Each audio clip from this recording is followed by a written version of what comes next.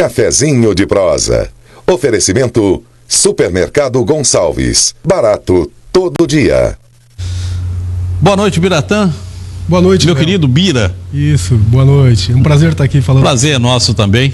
Bira, você, eu estava falando aqui, aliás, de vez em quando eu falo aqui a respeito dessa questão de alagações de Porto Velho, e eu falava o seguinte: Porto Velho é uma cidade que é uma planície, que tem lentes de água afloradas, quer dizer, a água está muito em cima da flor da terra, e que tem 111, 126 ou 132, eu não me lembro mais exatamente, porque você me falou isso uma vez, já tem muito tempo, e eu gravei esse número, sei que são mais de 100 quilômetros de canais cortando a cidade.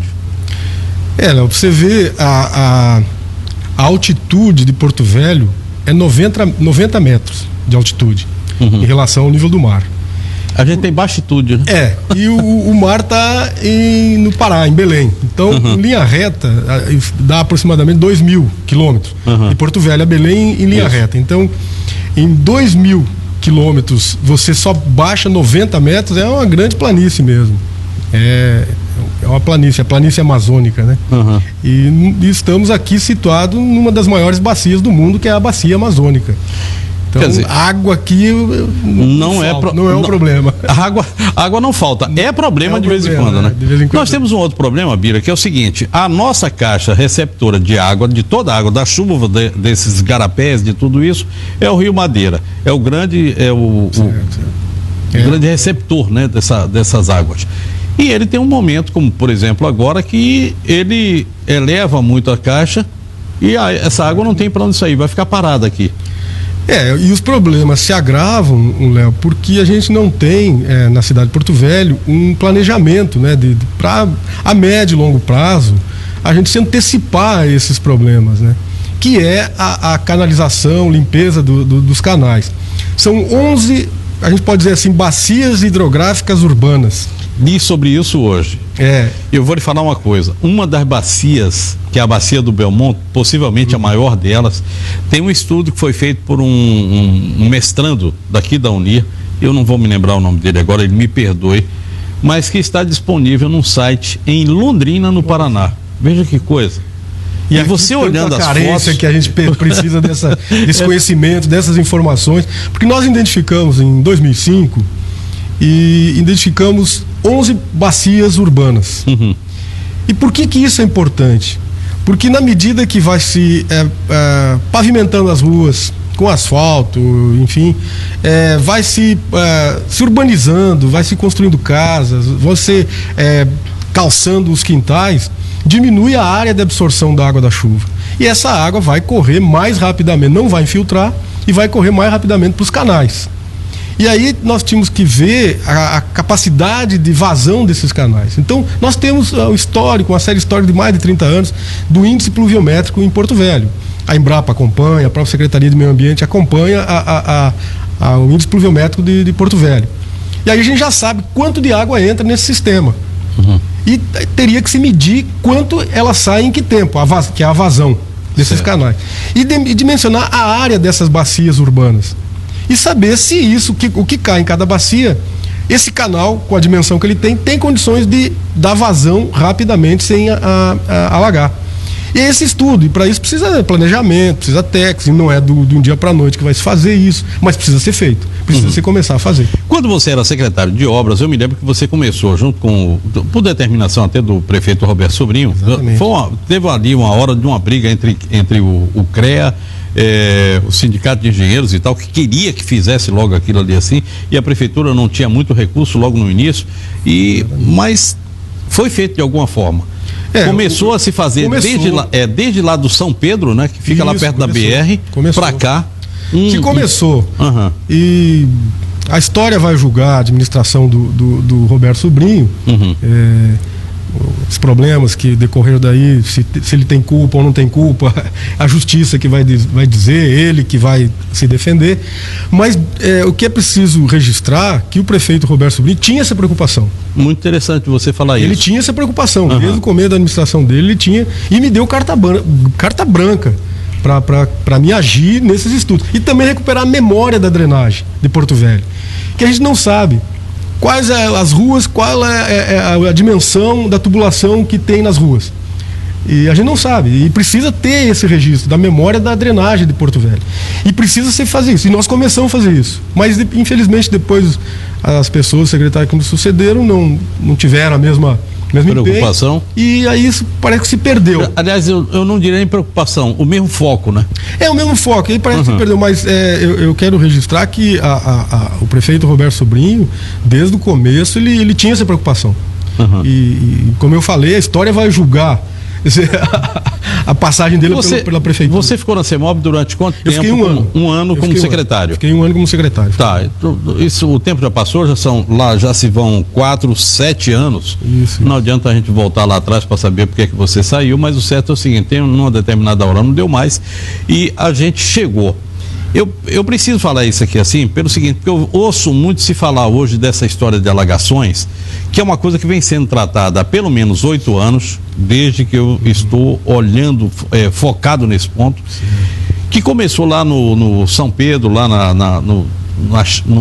naquela área da chácara, no setor chacareiro, e veio descendo por aqui, passando... Canal do Tancredo Neves. Tancredo, é verdade. O Pé dos Tanques. O JK1 e 2, isso. Depois ali por trás da rodoviária, isso. Enfim, foi feito muita coisa. Agora, do canal Santa Bárbara também nós já tínhamos identificado como era um ponto de estrangulamento para as alagações, principalmente na rua São Paulo, que era uma rua muito crítica.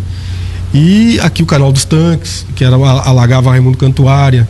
No canal do Tancredo alagava o bairro Três Marias e ainda alaga, mas é preciso fazer um rebaixamento do leito do canal, porque aquilo que eu te falei, o canal não tem condições de dar vazão rapidamente o volume de água que cai naquela bacia.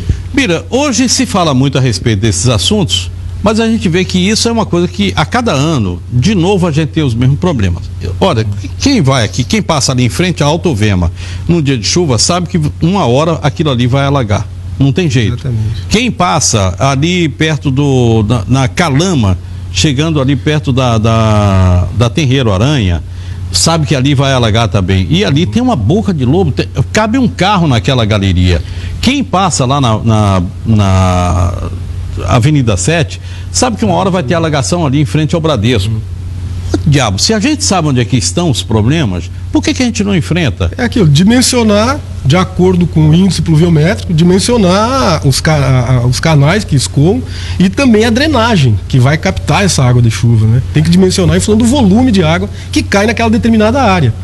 Isso é um estudo simples de fazer. E o que precisa, Léo, é o gestor público olhar isso com prioridade, que aquilo na sua administração tem que ser a prioridade, como é a educação, saúde, e tem que ser olhado isso também. O prefeito Mauro Nazif elencou como a primeira prioridade da sua administração a questão da alagação na cidade. Logo depois ele veio a público e disse o seguinte: olha, eu errei porque o maior problema da cidade de Porto Velho não são as alagações, são as invasões. Ele está lá ele tem lá os instrumentos para fazer essa avaliação. E eu achei interessante que, mesmo tratando dessa história das invasões, ou ocupações, ou o que quer que seja, mas ele está pedindo ajuda para utilizar uma ferramenta de satélite do CIPAM para ajudá-lo a identificar, mapear cada ponto desse, fazer, digamos assim, o mapeamento desses pontos de estrangulamento para a partir daí fazer alguma coisa.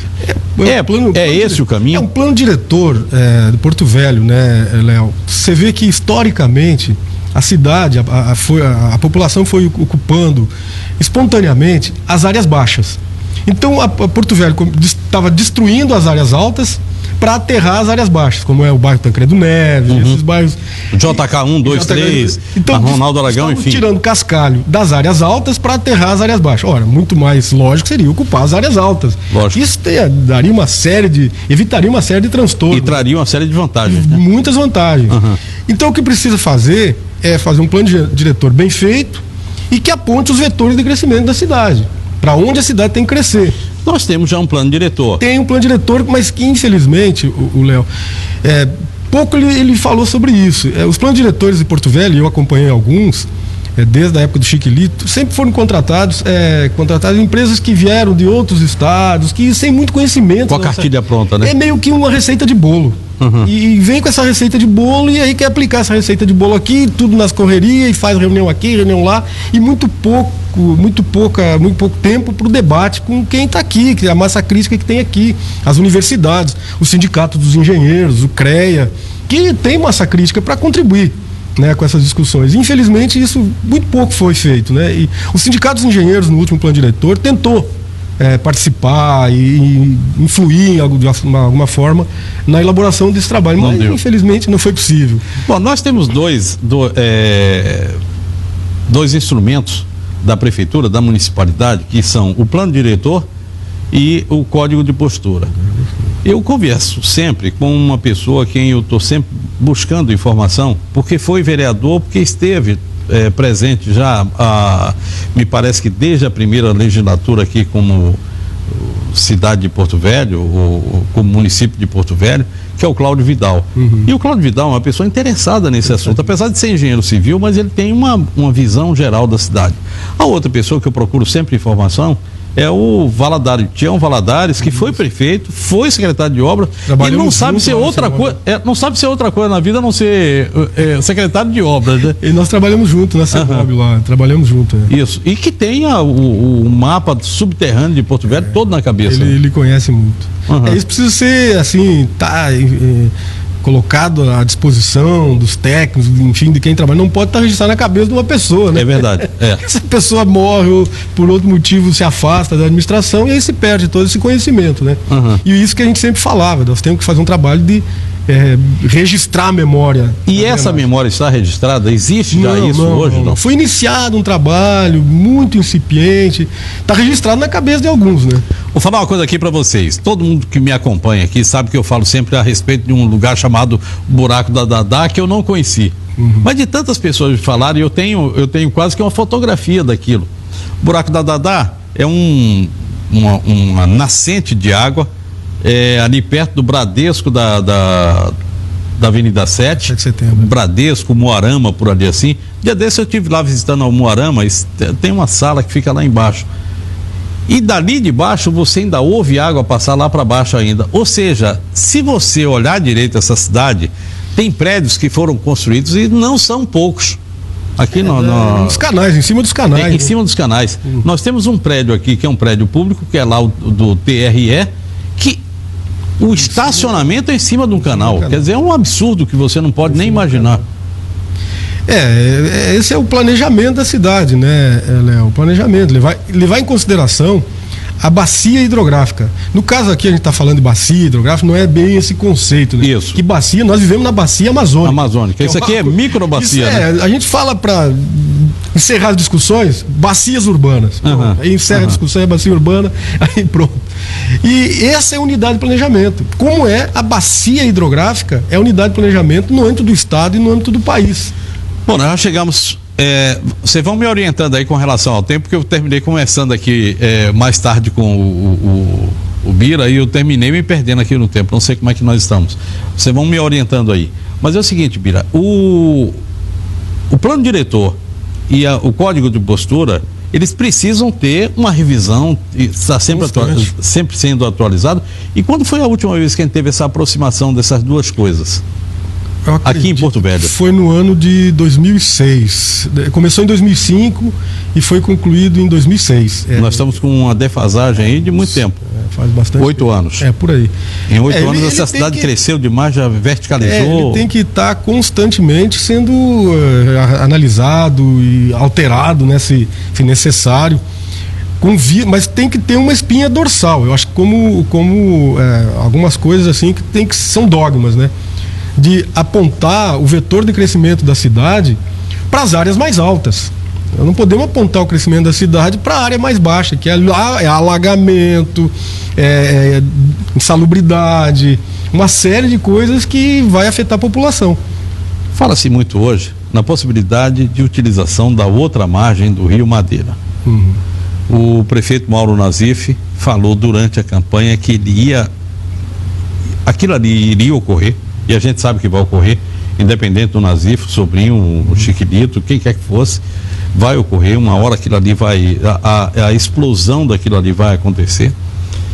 Mas eu queria perguntar para você o seguinte: há condição da gente fazer alguma coisa do lado de lá melhor do que aquilo que nós fizemos aqui? E outra coisa, fazendo alguma coisa do lado de lá, acaba por corrigir alguma coisa que nós fizemos errado aqui, ou vai complicar mais ainda? Olha, Léo, voltando, eu acho que a ocupação daquela área vai ser feita de forma espontânea, como foi em tudo Porto Velho. Ou o poder público se antecipa e evita os problemas que nós tivemos aqui, ou nós vamos ter os mesmos problemas ou piores, porque no outro lado, nessa margem esquerda, há um desbarrancamento muito grande do Madeira. Então, aquilo ali, se não tomar cuidado, é a população se estabelecer e vai ser catástrofe em cima de catástrofe. Tem uma área chamada, parece que Vila Rabelo, alguma coisa assim, que está sendo comida pelo rio. Então, o poder público tem que se antecipar a isso, porque de forma espontânea, quando essa ponte realmente estiver liberada, aí Senhor Deus nos acuda, né? As pessoas vão ocupar de forma espontânea. Então o poder público tem que se antecipar a isso, planejar, verificar quais são as áreas que a população efetivamente pode habitar, as áreas firmes, e que não vai ter problema da influência direta do rio. Eu estou conversando hoje com o engenheiro Biratã Pereira, que é muito conhecido aqui na cidade. Bira, sempre foi secretário Bira mesmo. Era desde o tempo de secretário, era isso mesmo, Bira.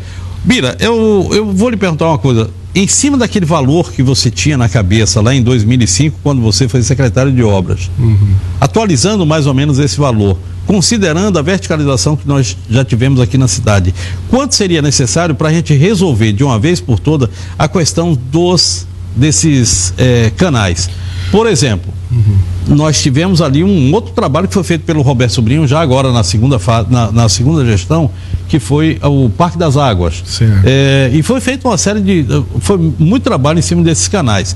Aliás, um dos problemas que ele responde é exatamente por problemas de canais que foram feitos aqui na tal da Operação Endemias, que é para evitar a proliferação. Esse sempre foi uma coisa que eu critiquei. Não adianta limpar sem canalizar. Não tem como. Porque senão é enxugar gelo. Isso. Enxugar gelo. Mas tem que limpar e canalizar. Eu vou pedir para você me responder isso aí, e eu vou fazer o seguinte: eu vou pedir a minha produção para me jogar um mapa com a cidade de Porto Velho. Não sei se dá para a gente fazer isso aí assim, vendo a bacia hidrográfica, para a gente conversar um pouco melhor. E a gente vai conversando, você vai apontando para mim. Feito? Okay. Então eu vou sair aqui rapidinho com uma imagem da cidade de Ouro Preto e volto já para continuar esse papo aqui com o Bira. Olha, o que nós estamos conversando hoje, gente, é o seguinte: o que vale para aqui, para Porto Velho, está valendo para qualquer outra cidade de Rondônia, porque todas foram feitas com os mesmos problemas. Um rio passando no meio, a população foi chegando e encostando no rio, e a partir daí as cidades cresceram. Foi assim em Ariquemes, é assim em Ouro Preto, é assim em Vilhena, enfim, todas elas. E os problemas são iguais. Então, nós vamos prestar atenção aqui, porque às vezes sai uma solução que a gente pode aplicar daqui para um outro canto qualquer. Nós vamos improvisar. Já que a gente não tem aqui aquele material que normalmente a prefeitura deve ter, ou o CIPAM deve ter, a gente vai utilizar aqui aquilo que é uma ferramenta que está disponível aí na internet. Essa aqui é a cidade de Porto Velho. Se você diminuir o zoom aí, eu vou pedir ao pessoal da produção, e isso diminui. Não é grande, né? É uma cidade relativamente pequena em área, né? Ela é relativamente pequena. Isso. São 11 bacias, Léo. Pronto, aí está de bom tamanho. Essa aí no canto da sua tela, no canto esquerdo da sua tela, você vê uma mancha marrom, que é essa aqui assim. Esse é o Rio Madeira, que aliás está na sua cor natural. E isso aqui parece uma veiazinha que começa do lado direito e vai até o centro do mapa. Não sei se dá para mostrar aqui com o meu dedo aqui. Eu acho que está aqui. É isso aqui. Isso aqui é a BR-364. Não é isso? É exatamente. A BR-364 vem aqui assim, e toda a cidade começa mais ou menos aqui. Aqui está Candeia do Jamari e toda a cidade está aqui assim. Pronto, é isso aí. Bom, o que pode ser feito aí, Bira? Léo, desse ano que você citou, 2005, nós havíamos produzido um mapa com as bacias hidrográficas urbanas de Porto Velho. As micro. Isso. Teria que ser mili, né? Mili. como pode ser visto aqui o Canal dos Tanques. Então, esse Canal dos Tanques, que deságua lá no Madeira, vai pelo bairro Nacional, deságua no Rio Madeira, ele forma uma bacia urbana. E é assim que a gente tem que começar a planejar. As pessoas que moram aqui nessa bacia, qual é a área dessa bacia, qual é a área impermeável dessa bacia, já que existe, e medir a quantidade de chuva que cai nessa bacia ao longo do ano, ou pegar uma série histórica de 30 anos. E que existe já, né? Informações da Embrapa, a própria Secretaria de Meio Ambiente, dispõe dessas informações. E, em função disso, analisar o poder de vazão e a vazão, a capacidade de vazão desse canal, que é medido e tem como técnica para medir. E, em função disso, a gente vai ver, olha, essa chuva que cai aqui durante o ano, né, ou no mês, nos dias que mais chovem, tem condições de qual o tempo que ela leva para ela escoar. E isso, olha, não dá porque esse canal está assoreado, está entupido, tem casa aqui, não vai sempre alagar. Então, nós vamos ter que fazer uma política de desobstruir esse canal. Limpar ele, se tiver casa, retirar a casa. Que aquilo foi feito atrás da rodoviária. Da rodoviária que nós começamos a fazer. Por isso que eu falo, e a gente tem que dar e registrar aqui a decisão do prefeito Roberto Sobrinho, porque naquele momento tinha muita gente contra fazer aquilo. Isso. Que a gente fizesse aquilo. Isso. Mas a decisão do prefeito, não, é para fazer, é para melhorar, vai ser melhor, então vamos fazer. E foi uma decisão firme dele que possibilitou, inclusive agora, anos depois, abrir a 7 de setembro. Interessante é o seguinte, nós tivemos ali, quem conhece aqui a cidade de Rio Branco sabe que a gente tem lá o famoso canal da maternidade. O terror da cidade era aquilo ali, foi resolvido. Quanto que a gente gastaria hoje para eliminar a maioria desses problemas de alagamento? Eu estou falando aqui de alagamentos que estão aqui no Trevo do Roque. Está aqui, o Trevo do Roque está mais ou menos por aqui. Está aqui. O Trevo do Roque está aqui, então aqui a gente tem um igarapé que começa aqui e que vai alimentar o Santa Bárbara, que vai cair aqui no Madeira e vai formar aqui a bacia. Ele aqui. Está aqui. Está aqui. Que vai formar ali a Baixa da União. Aqui em cima a gente tem o Canal dos Tanques, que é esse aqui maior, que ele vai seguindo aqui assim, que vai desaguar lá embaixo. São os canais que mais impactam a população. Esse, o dos Tanques, o Santa Bárbara e o canal do Tancredo Neves. Que é esse aqui. São os canais que mais afetam a população, né?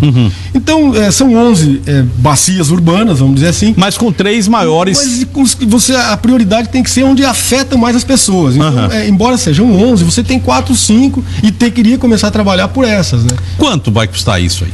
Mais ou menos. Olha, Léo, naqueles tempos a gente tinha feito um orçamento, ficava em torno de 1 milhão, de 1,5 milhão por quilômetro.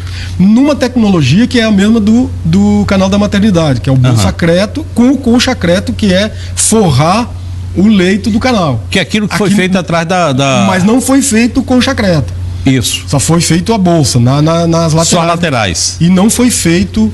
Daria um milhão por... Isso em 2005. 1 milhão por quilômetro. Por quilômetro. Então a gente teria aqui assim, aproximadamente 10 milhões de reais para resolver todos os problemas dentro da cidade de Porto Velho, considerando que a gente tem 111 quilômetros, por aí. Volta disso. Mas estamos tratando também de 111 quilômetros, a gente tem aqui a área urbana, mas tem também a área rural. Distritos. E as áreas dos distritos. Perfeito. Mas os problemas maiores são aqui, aqui. E em 4, 5 bacias. Então, talvez não fosse nem tudo isso de dinheiro.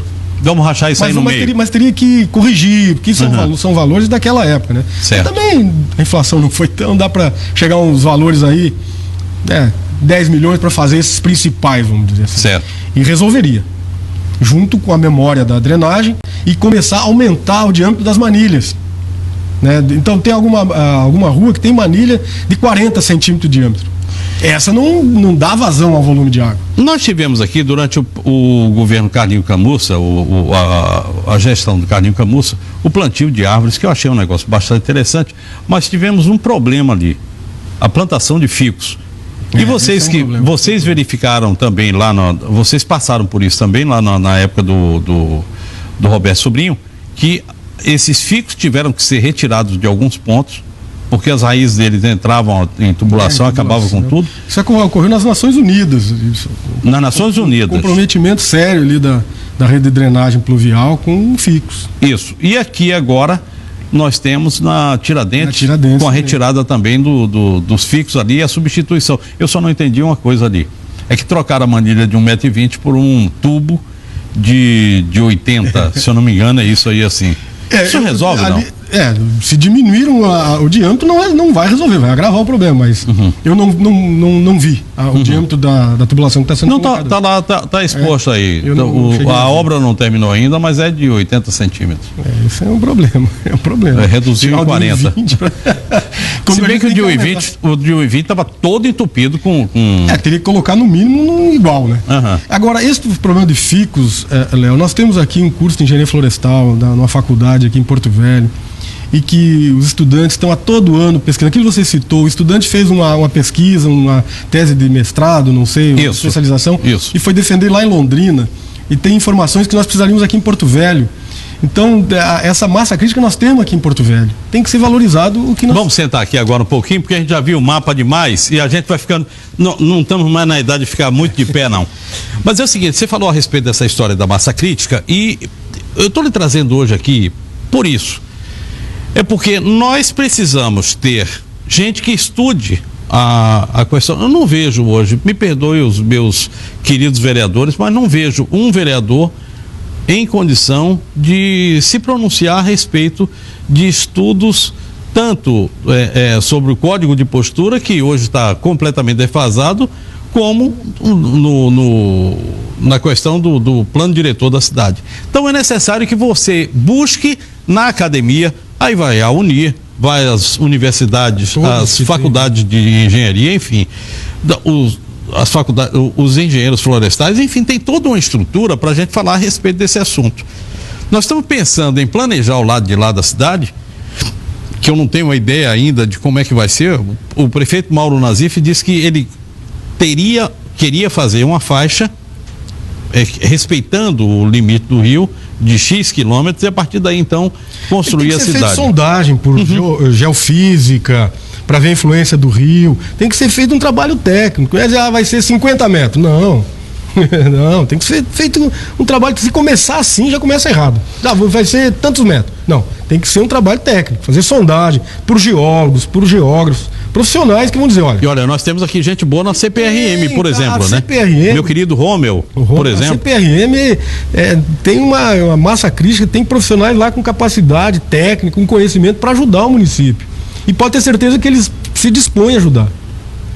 Eu queria lhe perguntar, agora eu vou fazer... Você é da direção do CREA?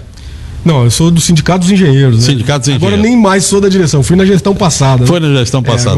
Mas, Bira, é o seguinte... Eu sei que o CREA, ele trabalha muito em função da atividade do engenheiro. Certo. Que o Sindicato dos Engenheiros também trabalha muito a parte de execução de serviços e de apoiamento ao engenheiro nas suas relações de emprego. Agora, nós precisamos dessa massa crítica de CREA, do Sindicato dos Engenheiros, da Unir, das empresas públicas, de tudo isso. O que está esperando Porto Velho e essas empresas para chegarem junto do prefeito e dizer assim, prefeito, estamos aqui, queremos ajudar? Porque se não houver isso, a coisa vai ficar bastante complicada, nós não vamos conseguir andar. Eu estou falando isso aqui para Porto Velho, mas está valendo também para você aí que está em outra cidade, daqui de Rondônia. Sem a ajuda desse povo, a gente vai sair aí procurando o caminho às cegas. E quando a gente procura o caminho às cegas, a gente nem sempre vai para o bom caminho. Haja visto aqui a nossa Zona Leste.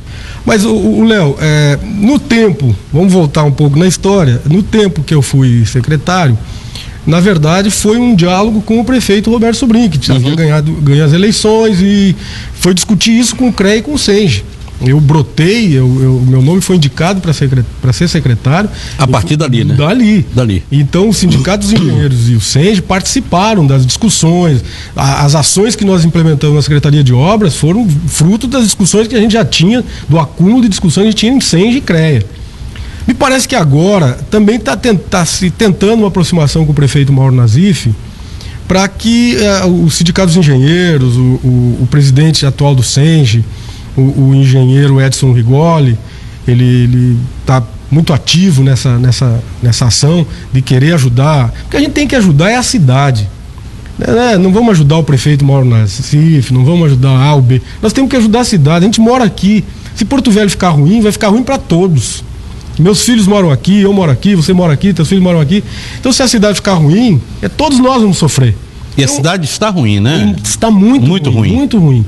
Então, eu vejo que há esse movimento no Sindicato dos Engenheiros de querer participar, de querer ajudar.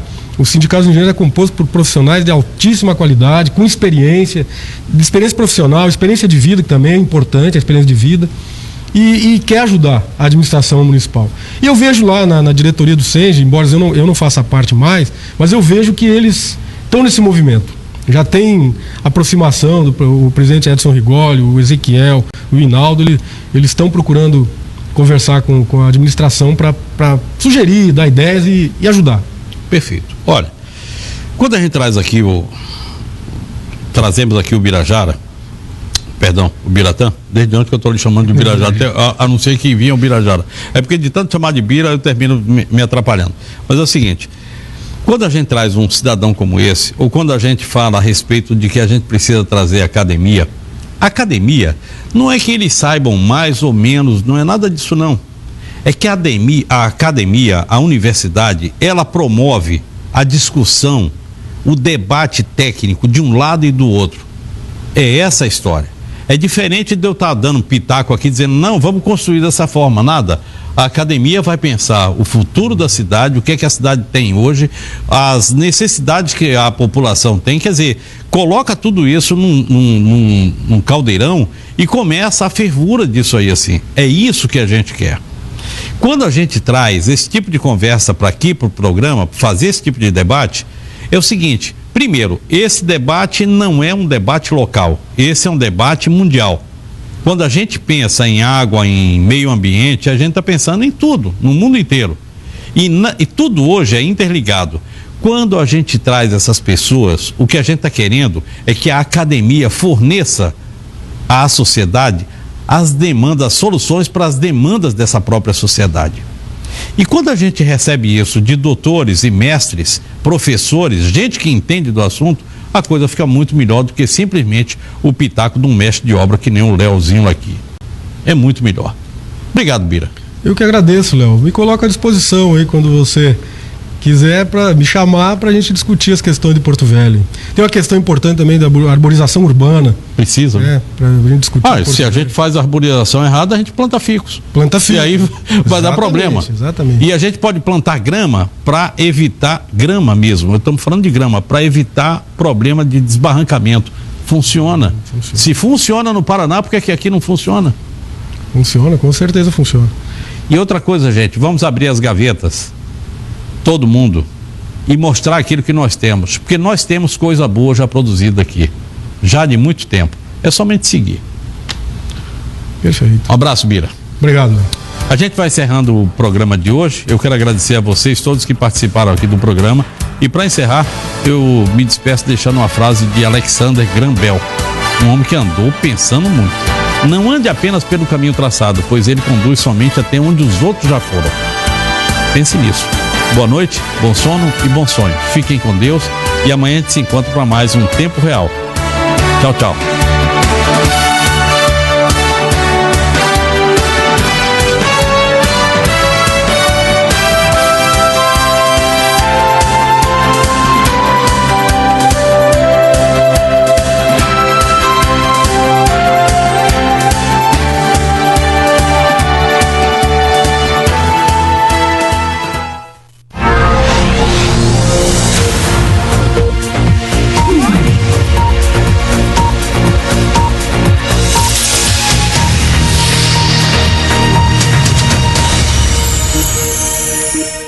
gentedeopinião.com.br, o único site onde o desdobramento da notícia faz você entender melhor os acontecimentos. Além dos vários focos de jornalismo, Gente de Opinião também divulga o livre pensamento, na visão dos melhores colunistas e colaboradores. Opinião TV, energia e meio ambiente, Amazônia e outros assuntos fazem um site atualizado com tudo o que você precisa saber. E o que você não viu na TV aberta, você vê no Gente de Opinião.